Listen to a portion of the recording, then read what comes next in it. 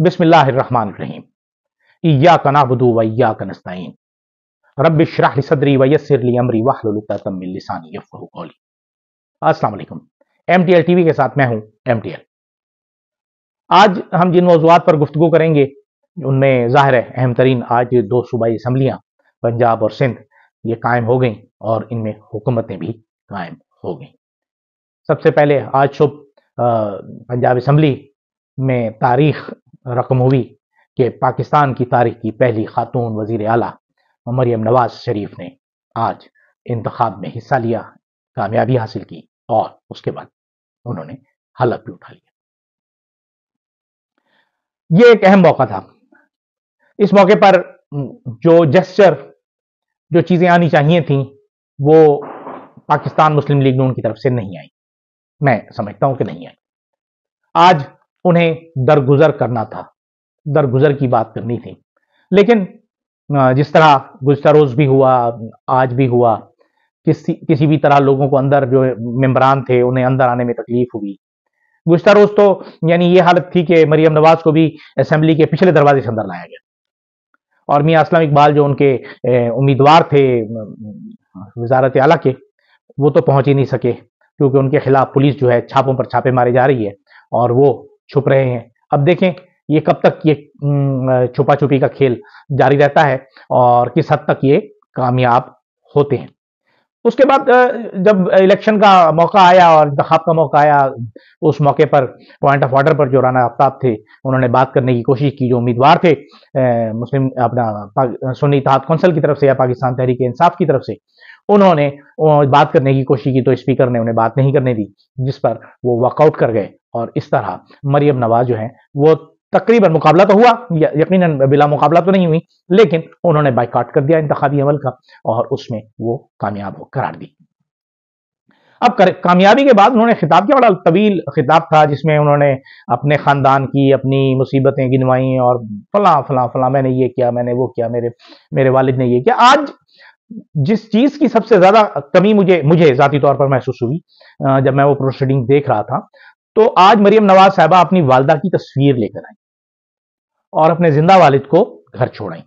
حالانکہ مریم نواز شریف صاحب کے والد میاں محمد نواز شریف کا یہ اعزاز تھا کہ انہیں آنا چاہیے تھا، آتے اور اپنے خاندان کی نسل کا یا جو شریف ڈائنسٹی ہے اس کے چوتھے فرد کی حکومت پنجاب میں قائم ہوتے ہوئے دیکھتے، لیکن وہ باوجود نہیں تھے۔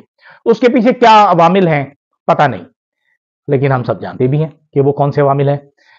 بہرحال میاں محمد نواز شریف نہیں آئے، لیکن ان کی جگہ مریم نواز شریف صاحبہ کی والدہ بیگم کلثوم نواز کی تصویر ہر وقت پورے سیشن کے دوران، پوری اسمبلی کے اجلاس کے دوران ان کے ساتھ موجود رہی۔ انہوں نے خطاب کیا اور خطاب میں جو دو تین چیزیں انہوں نے کرنی تھی کہ جی ہم نے بہت سارا کام کر لیا ہے اور آج ہی سے منشور پہ کام شروع ہو جائے گا۔ آج انہیں اعلان کر دینا چاہیے تھا، جو 200 یونٹ کی بات انہوں نے کی تھی بجلی فری کرنے کی، لیکن وہ انہوں نے نہیں کی۔ آج انہوں نے ایک بہت اہم بات کی، گزشتہ روز ایک تقریب میں میاں محمد نواز شریف نے بھی بات کی تھی اور آج محترمہ مریم نواز صاحبہ نے بھی، جن سے یہ اندازہ ہوا کہ یہ دونوں حضرات جو ہیں، یہ خاندان جو ہے اب پاکستان تحریک انصاف کی لائن لے رہا ہے۔ مثلا کل میاں محمد نواز شریف صاحب نے ایک جملہ کہا نوجوانوں سے خطاب کرتے ہوئے، جب وہ سرٹیفکیٹ تقسیم کر رہے تھے تو انہوں نے اپنے خطاب میں کہا کہ جی کچھ بھی حالات ہوں گھبرانا نہیں، اور یہ ہم سب جانتے ہیں کہ مشکل ترین حالات میں کس کا یہ مشہور و معروف جملہ ہے کہ جی گھبرانا نہیں ہے، مشکلات کا مقابلہ کرنا ہے۔ آج مریم نواز نے اپنے خطاب میں جس بات پر بہت زور دیا اور زیرو ٹالرنس فرمائی وہ تھی کرپشن، کہ جی کرپشن پر زیرو ٹالرنس ہے۔ یہ بھی عمران خان کا بنیادی نقطہ ہے اور اسی پر ایک پوائنٹ پہ اصول پر وہ کھڑے ہیں کہ ہم نے کرپشن نہیں ہونے دینی، کرپشن نہیں کرنی۔ تو ایسی صورتحال میں مریم نواز صاحبہ کیا کرتی ہیں، کیا چاہتی ہیں، کیسے چاہتی ہیں، اسے دیکھا جائے گا۔ لیکن آج ان کا جو تھا انداز، اس میں کم از کم اگر وہ یہ کہہ دیتی ہیں کہ جتنی خواتین کو بلا وجہ، میں یقیناً یہ کہوں گا بلا وجہ ہی پابند سلاسل کیا گیا ہے، اور خصوصاً عالیہ حمزہ ہو گئیں، صنم جاوید ہو گئیں، جنہوں نے مقابلہ کیا، ڈاکٹر یاسمین راشد 70 سالہ بزرگ خاتون ہیں، انہوں نے انہیں رہا کرنے کے لیے کوئی واضح پالیسی کا اعلان کر دینا چاہیے تھا جس سے ان کے سیاسی قد میں اضافہ ہوتا. لیکن ہمارے ملک میں تو ریکارڈ قائم ہوتے ہیں خاندانوں سے، اور آج شریف خاندان نے اپنا ایک بہت بڑا ریکارڈ قائم کیا ہے کہ اس خاندان کا چوتھا فرد جو ہے وہ تخت لاہور کا وارث بنا ہے. اب 3 سے 4 ہوئے ہیں، پہلے 3 کا جو ریکارڈ تھا ان کے پاس بھی تھا، اور بلوچستان کے وزیر اعلیٰ کا بھی میں بھی یہ ریکارڈ موجود تھا کہ جام غلام قادر، اس کے بعد جام یوسف اور جام کمال، یہ 3 باپ بیٹا اور پھر پوتا، لیکن یہ تینوں نسلیں باپ، اس کے بعد بیٹا، اس کے بعد پوتا وزیر اعلیٰ بلوچستان بنے. لیکن پاکستان میں یہ چوتھا موقع تھا کہ 2 بھائی اور ان کی اولادیں، یہ پہلا موقع تھا کہ 4 افراد، لیکن بڑا بھائی، چھوٹا بھائی، پھر بڑے بھائی کا بیٹا، چھوٹے بھائی کا بیٹا اور بڑے بھائی کی بیٹی، یہ وہ بنی ہے.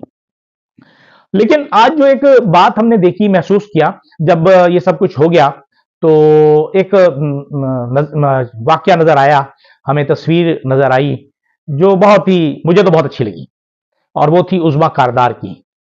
اور مجھے یاد آ گیا نبیل گبول صاحب، جب انہوں نے ایک بھری تقریب میں بلاول بھٹو زرداری کے قریب جانے کی کوشش کی تو بلاول بھٹو زرداری نے یوں کر کے انہیں دور کیا. اور آج جب عظمیٰ کاردار ان کے گلے ملنے لگیں تو جس طرح انہوں نے ان کا ہاتھ ہٹایا، اس سے عظمیٰ کاردار کی عزت و توقیر کا اندازہ ہو گیا. اور ہمارے ہاں لوٹوں کی عزت اسی طرح ہی ہونی چاہیے. اب ایک طرف یہ معاملات چل رہے ہیں، دوسری طرف پھر سندھ میں اگر ہم دیکھتے ہیں تو سندھ میں سید مراد علی شاہ تیسری دفعہ وزیر اعلیٰ منتخب ہو گئے ہیں. اس سے پہلے یہ وزیر خزانہ بھی رہے ہیں، پھر استعفیٰ انہوں نے دیا، پھر انہوں نے اپنی کینیڈین نیشنلٹی چھوڑی، پھر دوبارہ وزیر خزانہ بنے الیکشن لڑ کر، پھر اس کے بعد وزیر اعلیٰ بنے، دوسری مرتبہ وزیر اعلیٰ بنے، تیسری مرتبہ وزیر اعلیٰ بن گئے سندھ کے. تو ظاہر ہے پڑھے لکھے آدمی ہیں، انجینئر ہیں، NED کے گریجویٹ ہیں، اور ان کا سیاسی بیک گراؤنڈ بھی ہے. ان کے والد بھی بہت اچھے پولیٹیکل لیڈر تھے اور سندھ کے وزیر اعلیٰ بھی رہ چکے ہیں. تو اس طرح یہ ایک چوتھی مرتبہ اس خاندان کے پاس وزارت اعلیٰ گئی ہے. اچھا، اب ایک طرف الیکشنز کے بعد حکومتیں قائم ہو رہی ہیں، دوسری طرف ابھی تک ان انتخابات پر جو گرد چھائی ہوئی ہے فارم 47 کی، یہ چھٹنے کا نام لے رہی. آج ایک پریس کانفرنس کی امیر جماعت اسلامی جناب سراج الحق نے، اور انہوں نے اس پر واضح اپنا ایک موقف دیا. تو سنتے ہیں کہ امیر جماعت اسلامی سراج الحق صاحب نے کیا کہا. میں جب طالب علم تھا پنجاب یونیورسٹی میں، نوابزادہ نصر اللہ خان تشریف لائے تھے، اور انہوں نے اپنی تقریر کا آغاز اس شعر سے کیا تھا کہ بگاڑ کر بنائے جا، ابار کر مٹائے جا، کہ میں تیرا چراغ ہوں جلائے جا بجھائے جا. تو میں سمجھتا ہوں کہ 75 سالوں سے ایک دائرے میں سفر جاری ہے، اور شاید اب وہ لمحہ آیا ہے کہ عوام کا پیمانہ صبر لبریز بھی ہو گیا ہے. تو اگر ان جذبات کو، احساسات کو کوئی پراپر راستہ نہیں دیا گیا تو خطرہ ہے کہ کوئی اور سانحات یہاں دیکھنے کو نہ ملے. بلوچستان اس وقت آتش فشاں بالکل بن گیا ہے، اور یہ بات بالکل ثابت ہے کہ اگر عوام ساتھ نہ ہو تو بندوق اور توپ اور ٹینک سے آپ قوم کو قابو نہیں رکھ سکتے. یہ سب کچھ رشیا میں موجود تھا، عوام نہیں تھے اور قابو نہیں کر سکے. یہ سب کچھ بنگلہ دیش میں بھی، مشرق پاکستان میں موجود تھا، عوام ساتھ نہیں تھے اور پاکستان ایک نہیں رہ سکا.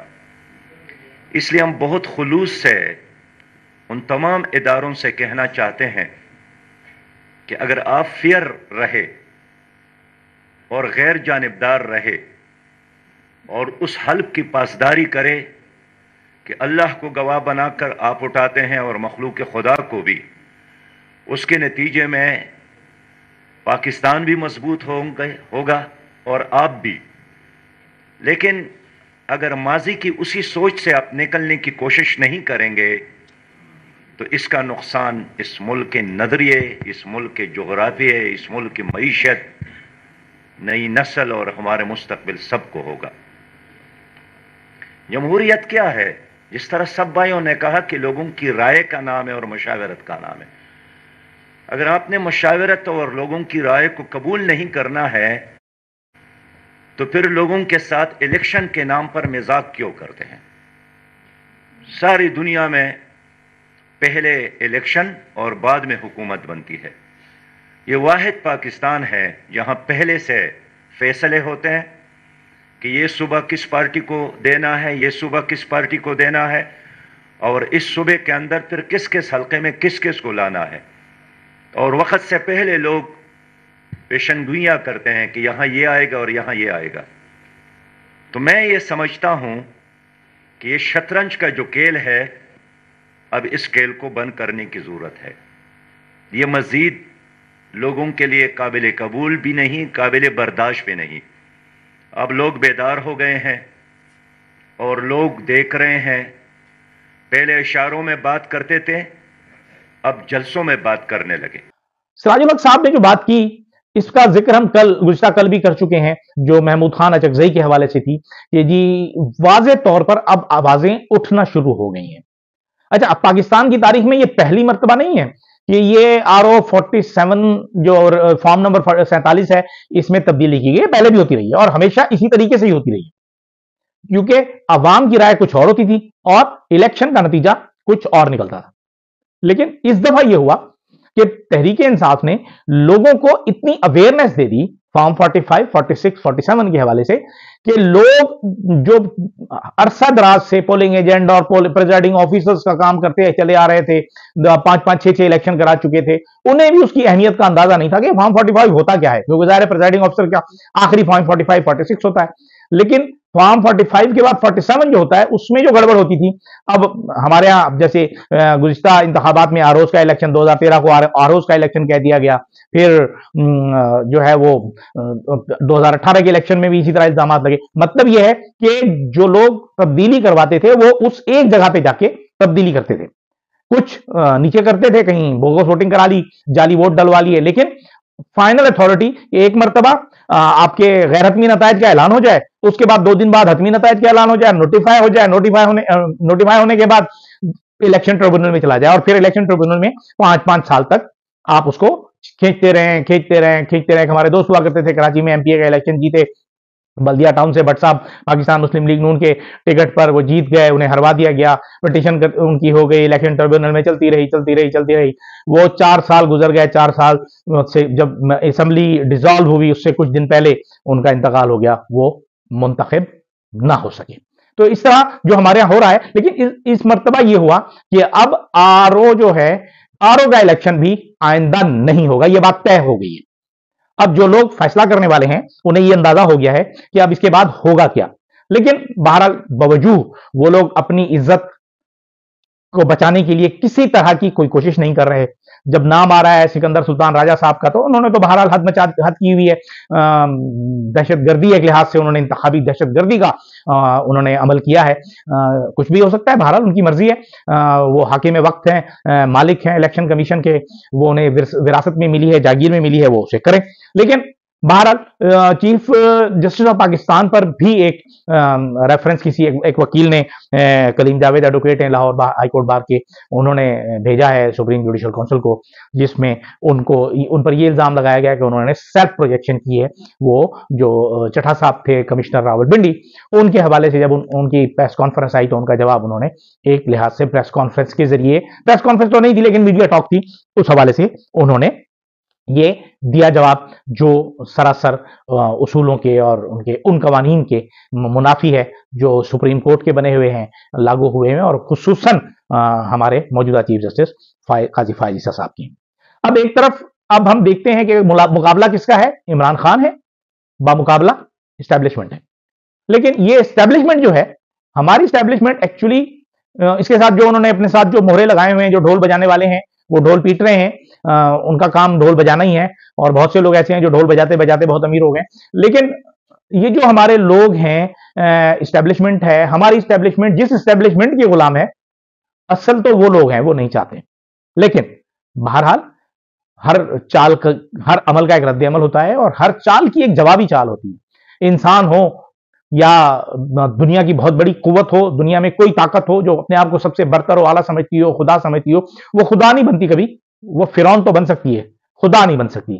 تو یہ جو زمینی فرعون ہے، انہوں نے جو سمجھا ہوا ہے ٹھیک ہے، سمجھتے رہیں، کرتے رہیں، لیکن آخری حکم جو ہے وہ میرے رب کا چلے گا، میرے رب کا ہوگا، میرے اللہ کا ہوگا. وہ کس طرح اسے چلانا چاہتا ہے. جیسے ابھی نجم سیٹھی صاحب نے اپنے گزشتہ دنوں ایک پروگرام میں کہا کہ انٹرنیشنل ایجنڈا جو ہے وہ اس کے مطابق عمران خان کو کچل دیا جائے گا. پتہ نہیں کون کچلے گا، کیسے کچلے گا، لیکن یہ بات تو طے ہے کہ عمران خان کی اہمیت کو ماننے والے لوگ وہ اب بھی موجود ہیں، اور نجم سیٹھی جیسے انتہائی جو ان کے بدترین مخالف ہیں وہ بھی اب ان کی حقیقت کو تسلیم کرنے لگے ہیں. تو یہ بہرحال ہمارے یہاں چیزیں چل رہی ہیں. آج ہم جو گفتگو جو ایک اور کرنا چاہ رہے تھے وہ تھی کہ جی پاکستان میں جو کالا باغ ڈیم کے حوالے سے گفتگو تھی، اس میں ہم چاہتے تھے کہ کچھ مزید آگے ہم گفتگو کریں. پھر سی پیک اور بلوچستان اور صوبوں، یہ صوبے جو ہیں ہمارے بہت اہم ہیں، ان کی ریسٹرکچرنگ بہت اہم ہے، اس لیے نیا عمرانی معاہدہ بہت اہم ہے. گزشتہ روز ہم نے بتایا تھا کہ جی پاکستان کے 10 صوبے ہونے چاہیے، جس میں پشتونستان اور خیبر پختونخوا 2 پختون صوبے ہونے چاہیے، ایک بلوچستان کا صوبہ ہونا چاہیے، سرائکی صوبہ نہیں بن سکتا، نہ بنے، ملتان اور بہاولپور 2 الگ الگ صوبے بن جانے چاہیے، پھر ایک پٹھوار صوبہ ہونا چاہیے، ایک لاہور صوبہ ہونا چاہیے، اسی طرح پشاور اور ایک صوبہ ہونا چاہیے، سندھ میں بھی 2 صوبے ہونے چاہیے، کراچی، حیدرآباد، ٹھٹا، اور اپر سندھ جو ہے اس کا ایک صوبہ سندھ مہران ہونا چاہیے. تو یہ بہت اہم ہے ہمارے لوگوں کے لیے، ہمارے معاملات کو بہتر بنانے کے لیے، ہمارے تمام ان وسائل کے لیے، ان مسائل کے حل کے لیے. کیونکہ ہمارا ایک بڑا نظریہ، ہمارا جو عمل ہے پاکستانیوں کا، یہ بڑا خطرناک ہے کہ ہم لوگ بیماری کی تشخیص نہیں کرتے، اس کے علاج کے لیے نکل پڑتے ہیں. ہمارے پیٹ میں درد ہوتا ہے، ہمارے معدے میں تکلیف ہو رہی ہوتی ہے، ہم جلن کی وجہ سے ہم کوئی سافٹ ڈرنک پی لیتے ہیں اس کے لیے. ہم یہ نہیں چاہتے کہ وہ جو جلن ہو رہی ہے اس کی وجہ کیا ہے، اس کی کازز کیا ہے. ہمیں کینسر ہوتا ہے تو ہم پیناڈول کی گولی کھا کے اس درد کو ٹھیک کرنے کی کوشش کرتے ہیں، اور اس میں سب سے بڑا اہم کردار ہمارے ان اداروں کا ہے جو اس تمام صورتحال کو قابو کیے ہوئے ہیں. خدارا سوچئے پاکستان کے لیے، سوچئے پاکستان کی عوام کے لیے، اور سوچئے اس امت مسلمہ کے لیے جس کے لیے رہنمائی کا فریضہ پاکستان نے انجام دینا ہے، پاکستان کے لیڈروں نے انجام دینا ہے، پاکستان کی فوج نے انجام دینا ہے، پاکستان کے سیاستدانوں نے انجام دینا ہے. اس کیلیبر کے لوگ پیدا کیجئے جو پاکستان کی حفاظت کر سکیں. اجازت دیجئے، اللہ حافظ.